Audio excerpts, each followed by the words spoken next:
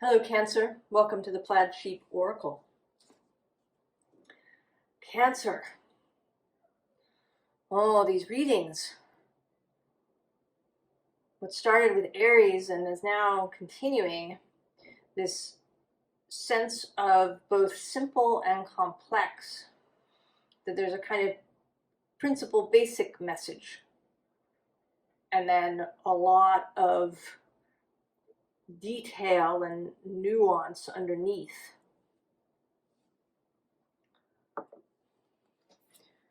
So we have these two cards: Activated Earth, Power Places, Ley Lines, Trust Where You're Led, and then Plunge. Don't hold back.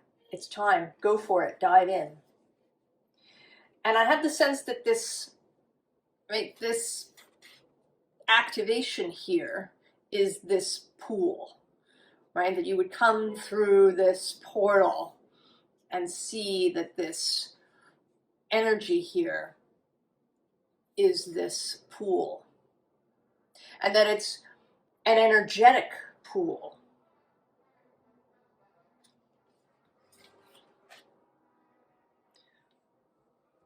That you're going to be diving into.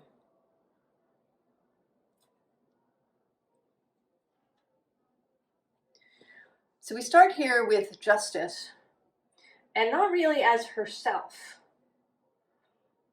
but as a cosmic force, your wider self, your fellowship, the source of all things, everything all at once.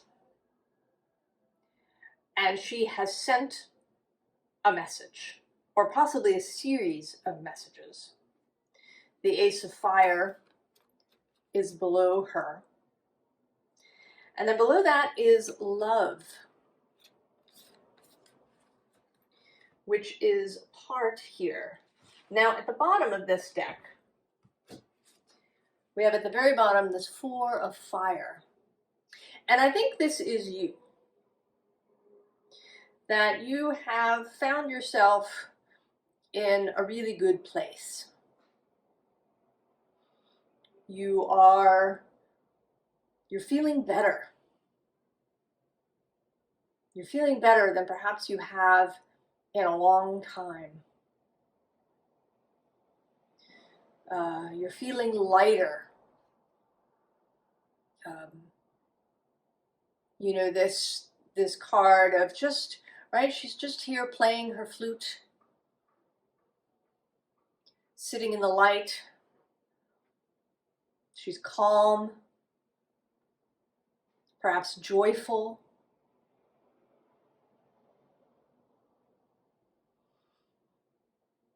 Having released anxieties and fears.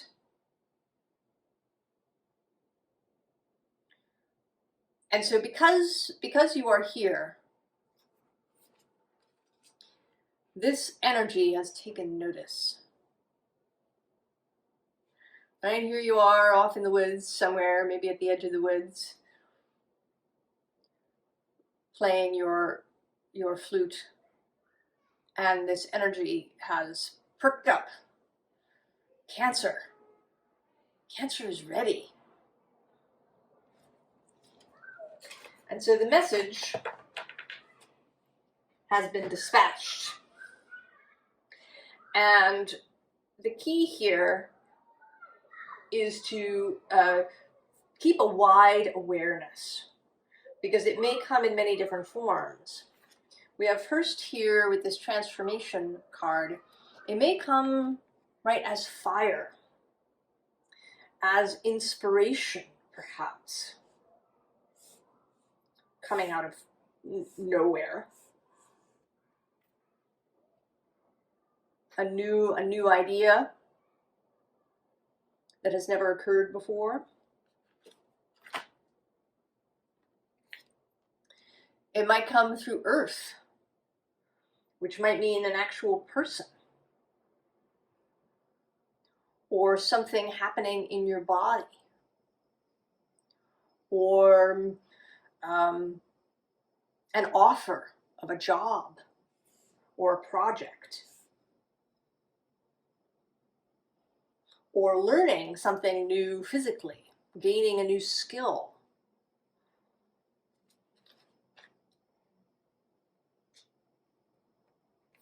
It might come through water. Perhaps through finding yourself really emotionally receptive and clear, through a rising feeling in you, a rising desire, perhaps to go somewhere or do something or be with somebody.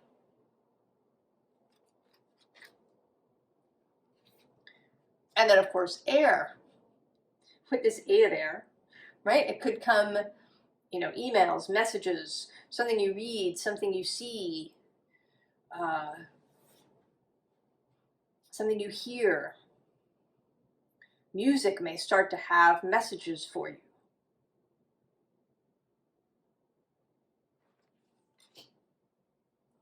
But this message is incoming.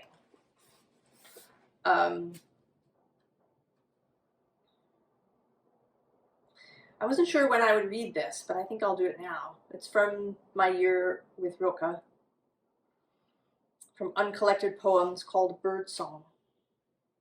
Birds begin their calls to praise, and they are right. We stop and listen, we behind masks and in costumes. What are they saying? A little report, a little sorrow, and a lot of promise that chips away at the half-locked future. And in between we can hear the silence they break, now healing to our ears.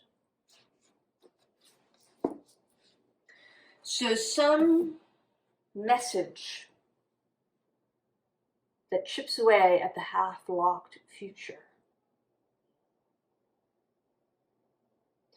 And there is a need for both awareness and then flexibility. We'll start actually on the bottom of the next deck is the Page of Swords. Both the deliverer and the receiver of messages. And then at the top of the deck is the Fool, and right under that is the Ace of Air. So both the ability to hear the message, to receive it, to understand it when it arrives, and then the ability to act without a lot of preparation.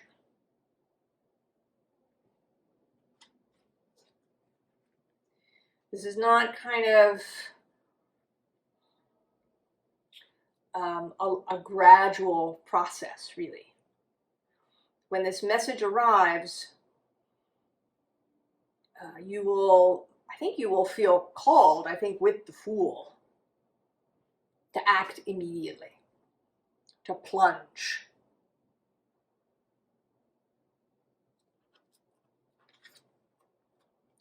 And so we have the Lovers, the decision card that is often about decision making, and choosing to follow the heart's choice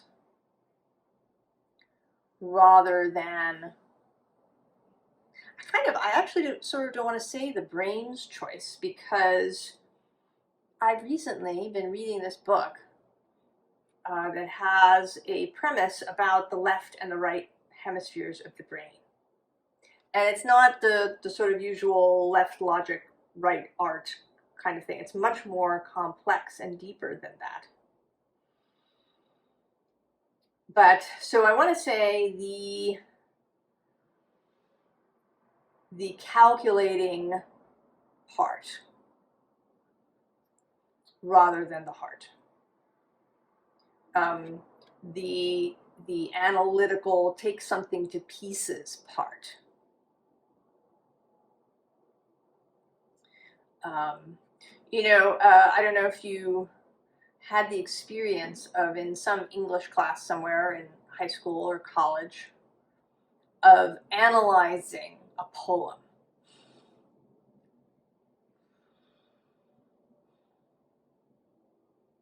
And sometimes, you know, this can be useful, but frequently this destroys the feeling of the poem. You know, trying to find the right answer, the right analysis, taking things apart. Right? Like doing a grammatical analysis of a piece of prose.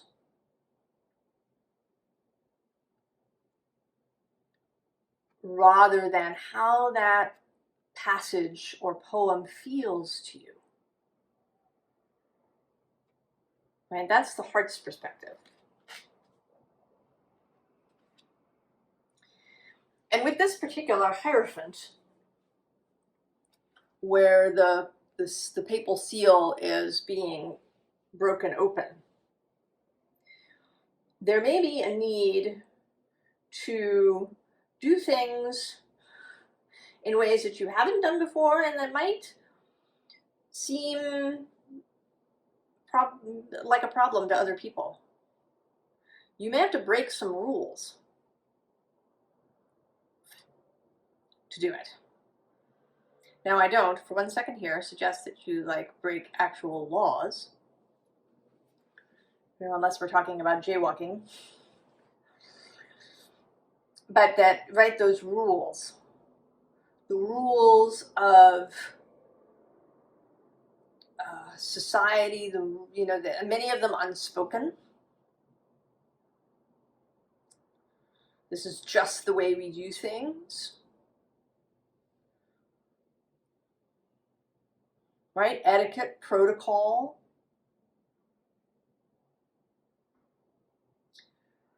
You may have to break out of any of that still remains with you.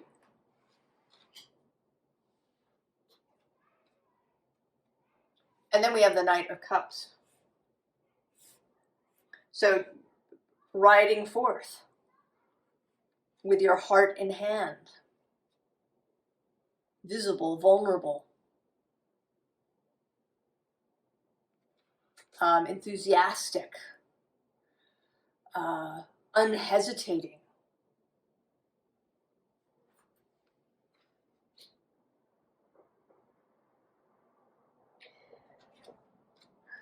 And then there's this 10 of Swords, which, right, is a very vulnerable sort of card. Right, this person, right, flowers growing out of her. A transformation of yourself. Also an extension of yourself. So you have this physical body, but you have other senses. You can send your consciousness out into the ethers, into the field, into the source. And we all do this, whether we know it or not. But you will now gain greater mastery over that. The ability to do it deliberately, in a focused way, so that you yourself can send messages as well as receive them.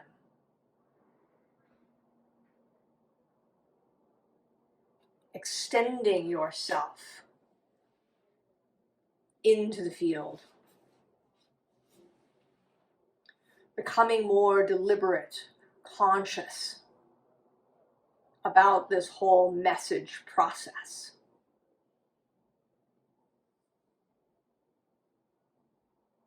Finding it easier and easier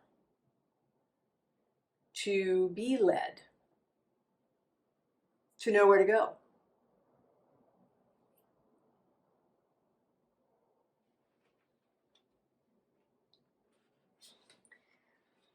And so here we have a Page of Pentacles, right? The new world,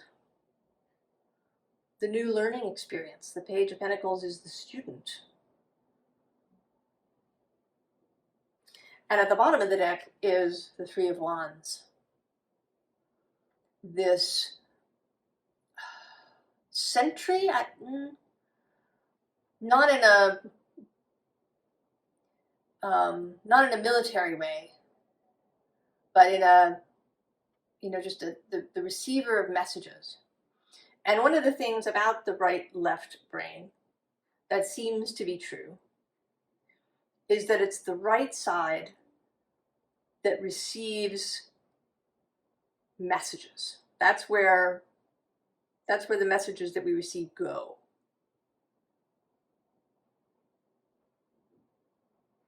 And then, once the right has been able to look at the whole situation, the right is more holistic, then instructions are passed to the left for action to be taken.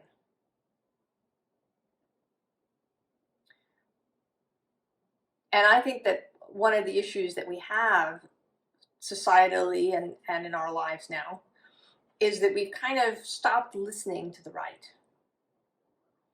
And the left has taken up this sentry job, but it's not very good at it. Because it has to do it right actively. You have to be actively listening. Whereas the right side, this sentry is just there all the time, in a completely relaxed state, able to receive everything.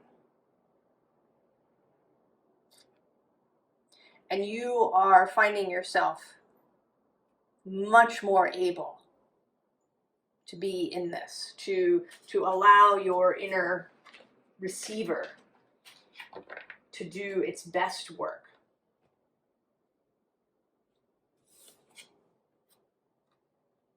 And that means that you get to get out of this analysis paralysis, right? The endless lists of pros and cons that you might need before taking action. Perseverating about action, trying to get all the information. This is a Gemini card, right? The possibility of wanting to get everything possible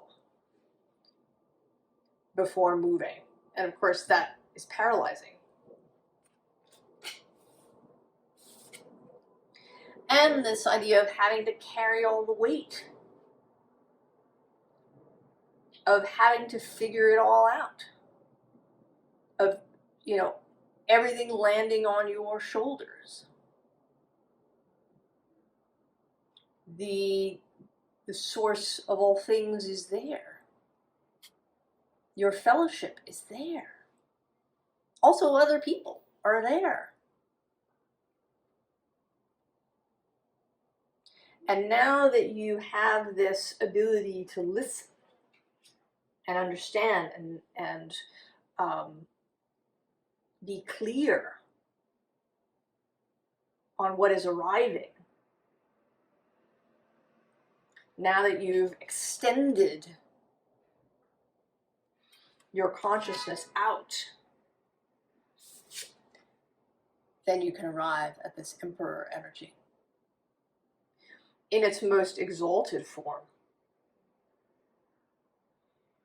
Knowing what is yours and what is not. Knowing how to delegate and where. Knowing how to inspire both yourself and others. Feeling enthusiasm and inspiration. Being able to act in that Fool, right? These are sort of the two aspects of Aries. That energy that can act immediately. The intuition, the inspiration arrives, you know it is right, and you act.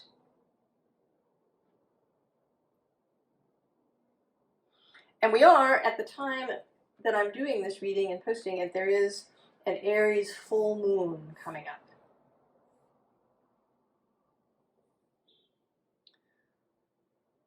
Which may or could be relevant for you in some way, so I mention it.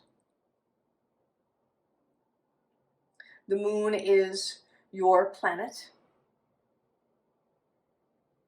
your guide, your inspiration. And she will be in Aries at the end of the month. The full moon is on the 29th.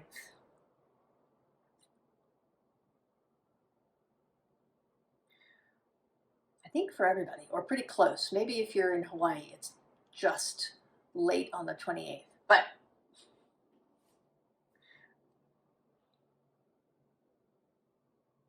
so that, right, that Aries ability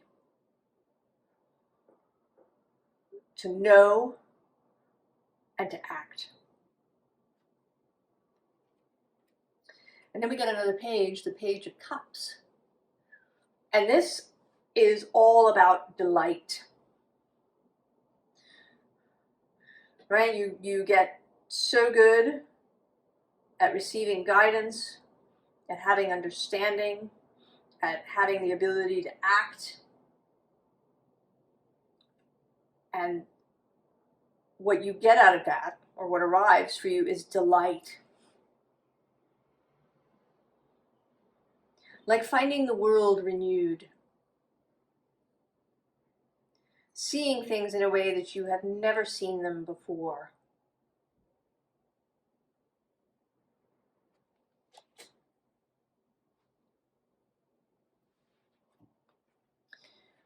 Now we have this forgiveness card, but it's not about forgiveness, it's about the mushrooms. Because what's at the bottom of the deck is death. And so things die, they decompose with the aid of mushrooms. So if there's any remaining stuff that you have, attachments to the past, the mushrooms are taking care of it. This is not something that you need to concern yourself with. If thoughts of those things come up, let them go.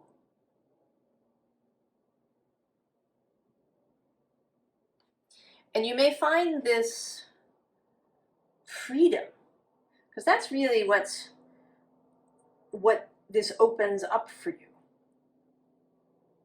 is freedom from having to make those pro and con lists, from having to, be in the Eight of Swords energy of trying to get all the information, or the Ten of Wands, having to shoulder the whole burden. This delight, this joy,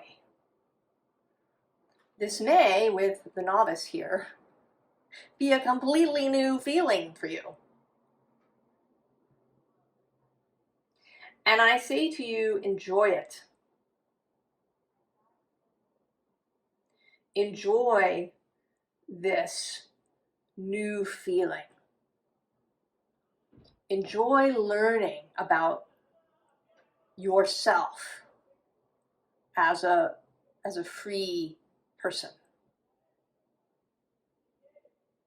Enjoy the discovery process, like you might enjoy moving to a new neighborhood.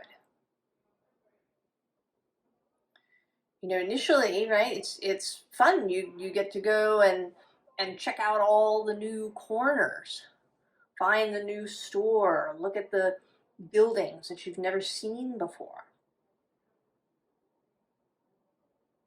And I would also, with these pages here and the novice, right? These three novices, I would say do what you can to keep that energy, to keep the energy of those birds that sing in the morning.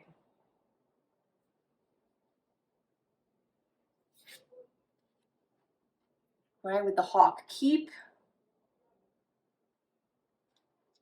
that freedom of movement, of vision, so that your sight doesn't get stale, so that this perception remains sharp. It's like dog noses that have a physical feature, I don't remember what it's called, that sort of switches on and off. Like if you smell something, after a while you stop smelling it. But dogs have an arrangement in their nose that constantly refreshes that smell so that they can follow it, for miles if they need to. So keep it fresh for yourself. Don't let yourself become jaded. Right here too with this cat. Independence, healthy boundaries. So yes, right, that is the vulnerable aspect of sending your consciousness out. You do have to have boundaries. If you stumble on things that are frightening or that are not for you, you let them go. You get really clear on who you are.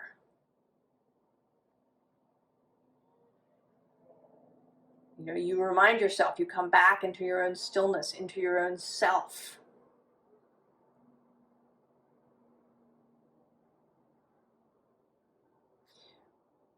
But you also, right, you take adventures. And you learn also to see at night as well as in the day. My dogs have the noses and cats have the eyes and ears. Right, their ears that swivel on their heads and their eyes that can see with the tiniest bit of light.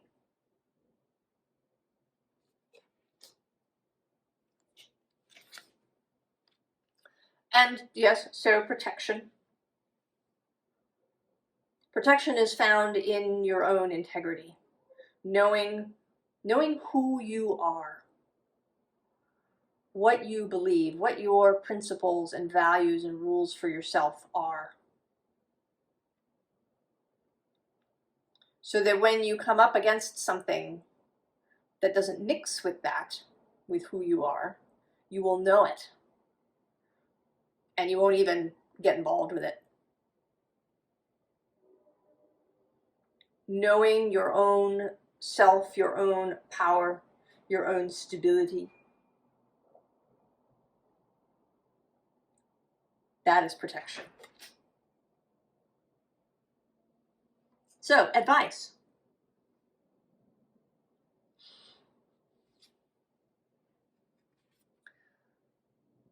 Sleeping Beauty's dream.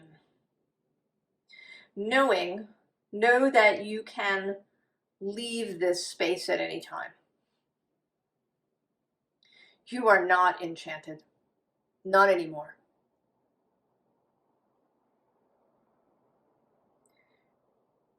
You know the way through and out, even if the whole rest of the castle stays asleep. You can leave here and pass right through that wall of thorns whenever you need to.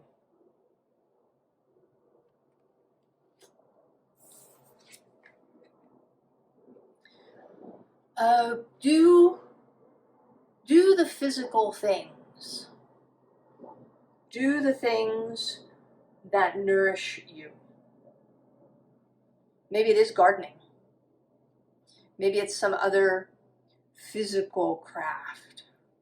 I mean, even if you're a really sort of heady mental person,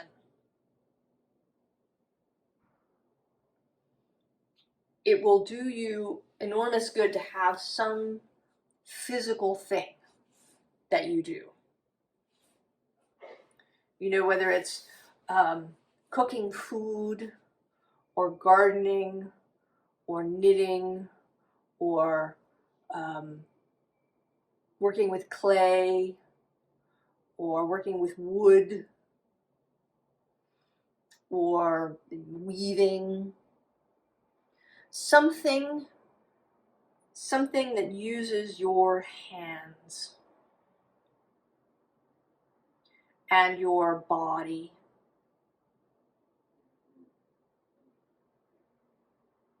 And I do think of it as something that is to be a maker of something.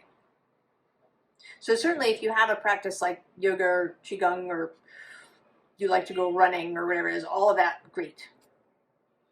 But something where you are a maker.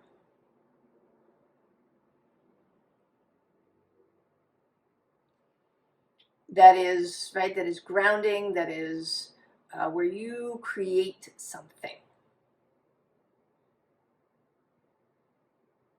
And that this, you know, in part, because I think it's fun, it's cool, it builds confidence, builds dexterity, but also as a way to ground from what may be, right, a very airy practice.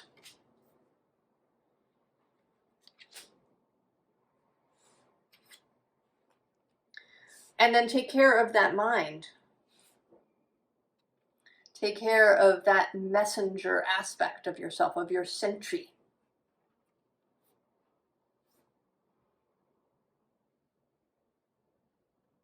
You know, listen to yourself. Don't shove stuff down. Say, I'll just deal with it later. Be kind to yourself. Be gentle with yourself. Right? She's stroking her bird here.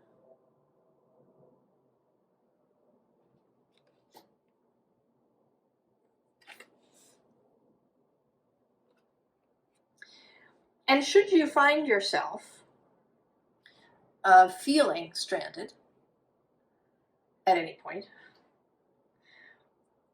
don't get caught up in that.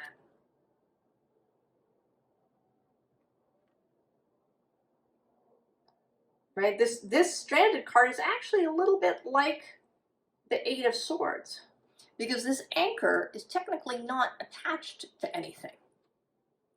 Right? You could, kind of move the anchor over so that you could climb up back into the ship and then raise the anchor without it getting caught.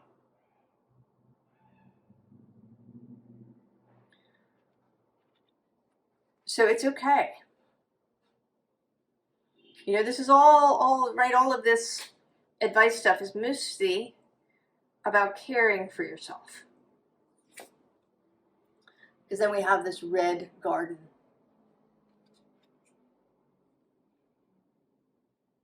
Right? This is more delight. Right? Delighting in the beauty of the world, in all the colors and the sounds. And not necessarily just of nature, but, people's laughter or music or, where was I? I don't know what I was listening to, but the person was talking about how music used to be something that was very communal. Right? People would get together and make music. You know, kind of everybody knew a little bit. There was somebody maybe who could play the violin or the fiddle, or there was somebody who could play the piano, or maybe there was somebody who could play the tin whistle, or maybe it was just voices singing together. And people did this, you know, kind of, right? They entertained themselves in this way. They joined up in this way. Music was live. And then recording devices came along. And it's really awesome to be able to have music, you know, pretty much anywhere now. But it lost, right? It lost something too that can be regained if you really sort of place yourself fully in the world, right? She's fully in this red garden. So all the ways of tending to yourself, Cancer. You know, you are archetypally the carer, the nurturer. But you start with yourself. Tend and care for yourself in all the ways. Let people help you. Let spirit help you. Let the mushrooms just take care of that remaining decay and death. Let the message arrive. Receive the guidance and the support.